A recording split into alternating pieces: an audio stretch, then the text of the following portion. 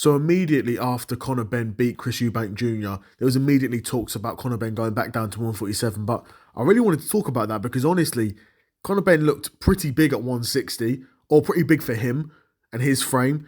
Getting back down to 147 will not be as easy as what I think he's making it out to be. He's making it sound like, oh yeah, I was at 160 for these fights, but I'll easily go back down to 147. It's not quite that simple, my friend, where he looked a lot more bulkier at this weight. He looked a lot more comfortable at this weight as well, if we're being honest. He's a small for 160, he is, but it's weird, right? Because he looks like a blown up welterweight. He doesn't look like a middleweight. Like, he doesn't look like Johnny Beck, even Adames or Lara. He doesn't look like those guys. He looks like a blown up welterweight, but he looks like a blown up welterweight who's like comfortable being a blown up welterweight at this point, right? He wasn't like fat or sluggish or slow really at 160. And honestly, if he's going to make 147 again, he's going to have to cut. He's going to be cutting some muscle, right?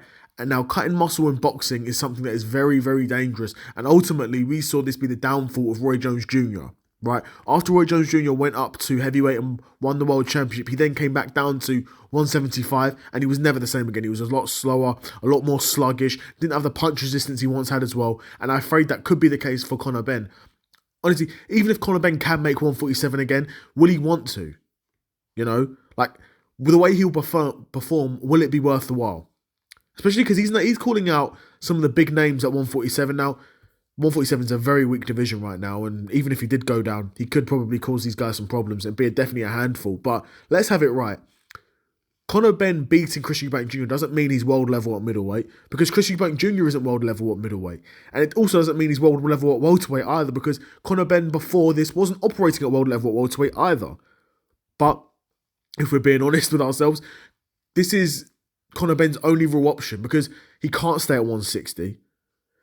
And honestly, at 154, there's no paths to a world title at 154. Even at 147, I think all those guys are probably better than Conor Benn, but he's at least got a chance at 147 for a world championship, right? He's at least got a chance. He's in, at least with a shout to beat the likes of Barrios or Rowley. He's got a shout. Even Lewis Crocker. He's got no chance against if Devin Haney wins, but that's whatever. But yeah, I would be curious to know what you guys think. Do you think Conor Benn can actually make 147 again? He's going to have to.